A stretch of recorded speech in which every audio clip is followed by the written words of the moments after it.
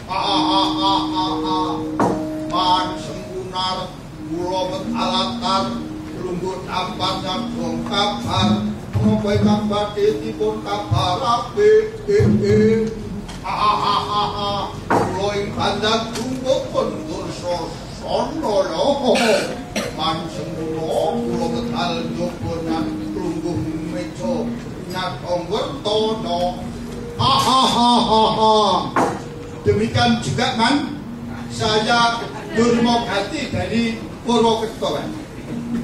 Yo apa kabare kan? Kuwi Surabayaan. Yen Purwokerto nyong bareng maring gini. Kula pun Citraksa kawan. Kula pun Citraksi. Kula pun Karto Marmo Nyadung Kawuh paman. Kula pun Aswatama menapa darunaning pasuwakan paman kula aturi ngabaraken anak-anakku para sata Kurawa kabeh jerone pun paman dabar ngawruh kowe nglungguhana lan besan ngotelu ngrungokno ngrasakno lan nglakonana mendengarkan merasakan dan melaksanakan mengkono Durmagati ora Durmagati lha wingi yo dijadal pisan tentang aku bukan ngono lho alnya per alnya landasan teori pembahasan metodologi yang rampung betul ujian pegel orang rampung salah ke aku dikira orang gelem ngaruh kowe bisa ada kan bagus tema judek jadi terus memegah dari pustakaan pasar video awas tuh aku mendino jam ini pustakaan cek utamu seni orang-orang jadi semuni nganggal goroh betul kebangetan karpui karena tahun dan rampung aku karo pangarso kaprodi wis rebukan ikut carane kayak carake lah kan udah bolak-balik pustaka iku coret-coret bawon kan. Ora karo pates muni lak gampang to. Ning kowe sing angel kowe mbok ndi yo sing angel kuwi. Nah, ban kula ndika proposal mau dilatih untuk ACC. Dilebuk mangke mawon, Mas. Niku kali mung 1,5 jam le. Anak-anakku Kurawa mau ana tamu agung jenenge Prabu Sindung Marwata sing wase gati ngene. Siji mestina aja kena dialing-alingi karo Ngamarta. Jelas Kurawa karo Buat biyen iku saingan lan mula kuwi Prabu Sindung Marwata ngersakake koalisi. Koalisi gelem nyambut gawe barengan karo Mestina. Indone iki ana kabarannya yen pertapan kutha kuwi ndabar karo jenenge Hasta Brata Kawadar mbuh sine. Ning aku duwe kasujanan duwe kajugan menawa kawruh mau yen diumbar bakal nuwuhke lubida, nuwuh kalangan ganggu keterparing Mestina. Wis tak jamin, wis tak kira ngrasa pinggir aja wedi kangelan saiki Aswatama kowe sawadya balamu Durmagati Durasana Citraksa Trajran Kartamarma kabeh siapno bolo tentaramu aja nganti ana sing keri Aswatama ku njaba undang wadya bolo mundur sang Aswatama undang ing praja kinan sanestra umyong ramyo sarane karo depende ujar kurangka lawan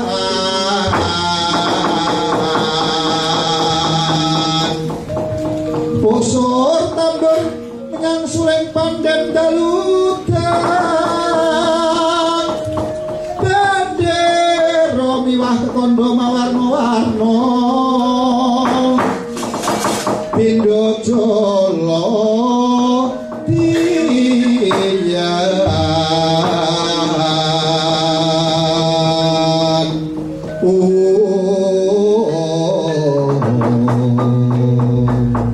asrika uryan mung jer mung jer mung jer yakso kere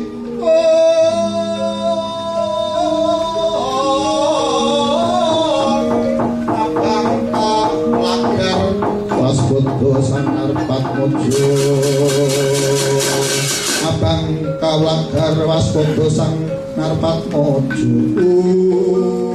sedaya dawuh pangandikanipun paman ing wadyan sampun katindahaken syukur bagi sewu aja ngenteni wektu apa meneh nger Aswatama metu njaba undang para prajurit minangka tembahing ngara enjing bidal gumura saking negeri Ngastina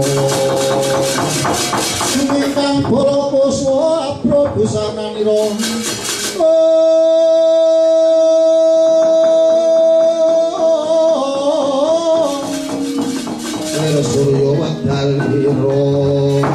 Surya Wadalira saking Jalaniti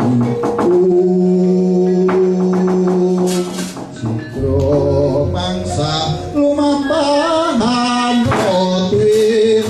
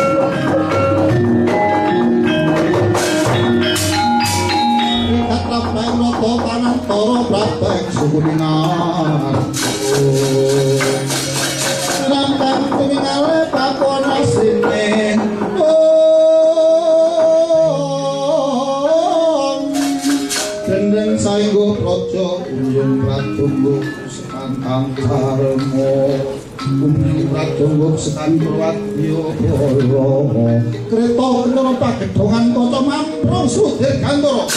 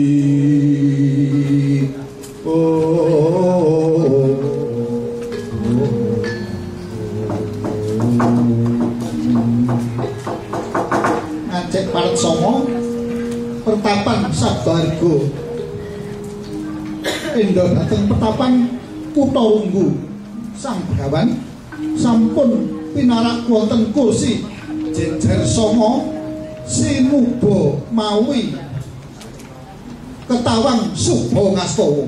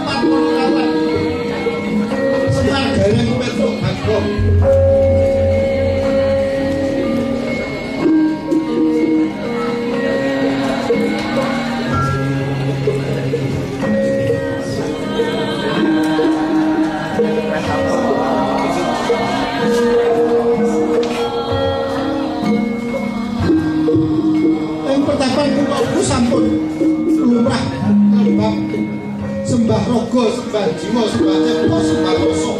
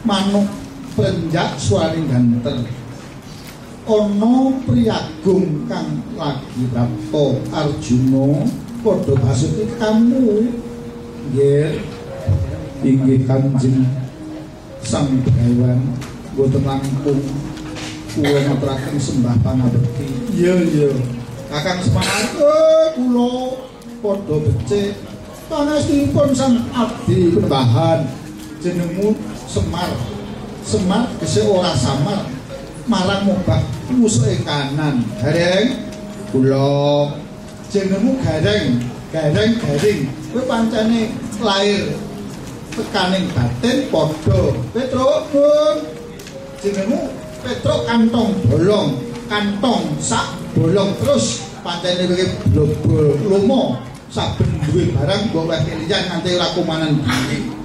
Bagong kula Mbah jenengmu Bagong tiba ngegong gesih satindak sapecak sabadang brayang sarwa kepenak sarwa mikulehi sause bagi pinangki nggih Arjuna koyok kangus direnggung barengan kalamun dina Kemis tanggal 24 November jam 09.00 kuwi ing pertapan Kutha Runggu bakal gadar Wahyu Makuta Rama kang kasusra kasebut hasta brata kawedhar. Duwe nguni Arjuna nalika Prabu Rama mejang kalawan Kang Rayi asmane Raden Rata kang bakal wisuda jeneng ratu ana ing Ngayodya. Ana sangu wujud pitutur 8 perkara. 1 Surya, 2 Candra, 3 Kartika, 4 Samudra, Kesma genepe kaping 5, kaping 6 Tirta, kaping 8 ya kuwi Dahana. Kapapat kuwi lan dobel pindho dadi 8 karan Hasta Brata. Hasta sing 8 Brata laku utawa kang sinebut ajaran.